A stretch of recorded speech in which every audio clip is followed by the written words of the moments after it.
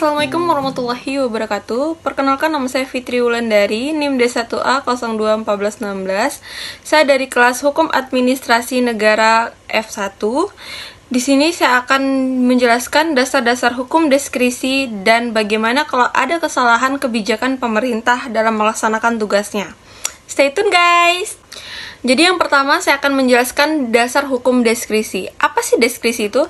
Dalam Undang-Undang pengertian deskripsi berdasarkan ketentuan pasal 1 angka 9 Undang-Undang nomor 30 tahun 2014 tentang administrasi pemerintahan adalah keputusan dan tindakan yang ditetapkan atau dilakukan oleh pejabat pemerintahan untuk mengatasi persoalan konkret yang dihadapi dalam penyelenggaraan pemerintahan dalam hal peraturan perundang-undangan yang memberikan pilihan-pilihan tidak mengatur, tidak lengkap atau tidak jelas dan atau adanya stagnasi pemerintahan. Oke, baik.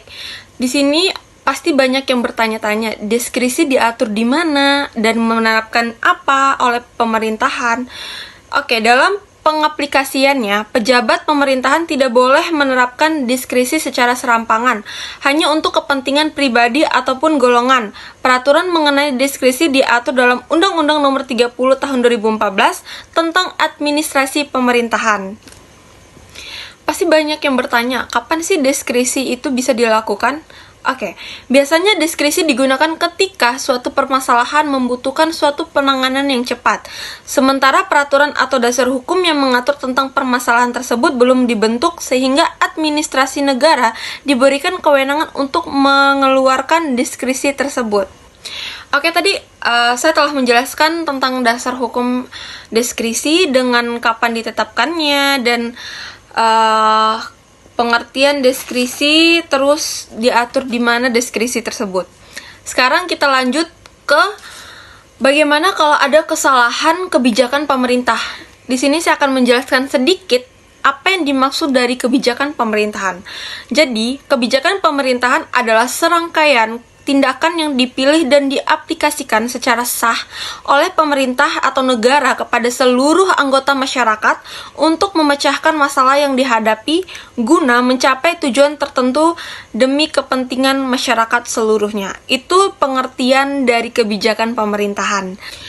Apakah pemerintahan pejabat itu bisa dilaporkan terkait adanya dugaan penyalahgunaan wewenang tersebut dan apakah dapat diperiksa tanpa melalui proses pidana? Oke, penyelenggaraan pemerintahan harus didasarkan pada asas legalitas, asas perlindungan terhadap hak asasi manusia, dan AUPB, khususnya dalam hal ini asas tidak menyalahgunakan kewenangannya. Sekali lagi, asas tidak menyalahgunakan kewenangannya. Asas tidak menyalahgunakan kewenangannya sendiri diatur dalam Undang-Undang Nomor 30 Tahun 2014, yaitu pasal 10 ayat 1 huruf E dan penjelasannya.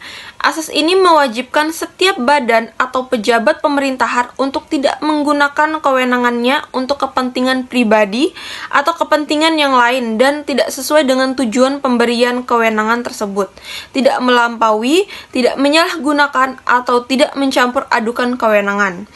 Menurut ketentuan pasal 17 Undang-Undang Nomor 30 Tahun 2014, badan atau pejabat pemerintahan dilarang menyalahgunakan kewenangan. Larangan itu meliputi larangan melampaui wewenang, larangan mencampur adukan wewenang, dan larangan bertindak sewenang-wenang. Badan atau pejabat pemerintahan dikategorikan melampaui wewenang apabila keputusan atau tindakan yang dilakukan melampaui masa jabatan atau batas waktu berlakunya wewenang, melampaui batas wilayah berlakunya wewenang, dan atau bertentangan dengan ketentuan peraturan perundang-undangan. Di sini saya akan menjelaskan bahayanya kebijakan yang salah yang dilakukan oleh pemerintah atau pejabat negara. Hampir semua permasalahan yang mendera negeri ini berawal dari kebijakan yang salah. Korupsi yang sudah mendarah daging di negeri kita pun tak lepas dari adanya kebijakan yang salah. Pernyataan Ketua Dewan Perwakilan Daerah Irman Gusman di Kupang baru-baru ini kembali mengingatkan kita tentang akibat buruk dari begitu banyaknya kebijakan yang salah itu. Kata dia, akibat sebuah kebijakan yang salah bahkan bisa jauh lebih buruk dan lebih besar dari korupsi. Kita berharap pemerintah dan pihak-pihak pengambil kebijakan publik dengan pernyataan itu. Nyatanya di negara kita sudah menjadi kelaziman bahwa sebuah kebijakan ketika diterapkan malah kerap menimbulkan banyak kontroversi, bertabrakan satu dengan yang lainnya atau dengan kebijakan-kebijakan sebelumnya, atau justru semakin melajangi adanya ketaksir kronikan atau kebijakan pemerintahan pusat dan pemerintah daerah. Sebut saja kebijakan pemerintah pusat dan Pemprov DKI Jakarta yang tidak sejalan terkait pembatasan truk di ruas tol dalam kota. Ini merupakan salah satu contoh buruknya manajemen pemerintahan. Sebut juga kebijakan-kebijakan publik lainnya, seperti pembatasan bahan bakar minyak dan penetapan cuti bersama baru-baru ini. Selama ini pemerintah, baik pusat maupun daerah, termasuk berbagai kementerian berjalan sendiri-sendiri. Ini bisa kita lihat dari produk undang-undang yang begitu selesai disahkan langsung diajukan untuk diuji materi di Mahkamah Konstitusi. Sejak berdiri pada tahun 2001, MK setidaknya telah membatalkan 58 undang-undang bermasalah. Sampai saat ini masih ada 45 lagi undang-undang yang dipersoalkan publik sehingga perlu diajukan ke MK untuk diuji, baik sebagai uji material maupun uji formil. Kondisi lebih buruk lagi terjadi pada Perda yang dihasilkan sejak otonomi daerah digulirkan pada tahun 1999. Hingga saat ini ada sekitar 4.000 perda yang dibatalkan oleh pemerintahan pusat lantaran tidak sinkron dengan aturan yang lebih tinggi. Selain tidak sinkron, perda-perda tersebut sering menjadi penghambat roda pembangunan ekonomi daerah. Niatnya untuk mengatur lalu lintas investasi ke daerah, banyak perda yang dibuat para legislator dan pemerintah daerah justru sering menjadi penghambat mengalirnya arus modal ke daerah-daerah. Selain berhasil meluncurkan peraturan daerah yang semrawut, pembuatan perda buruk itu telah menggerus keuangan negara daerah.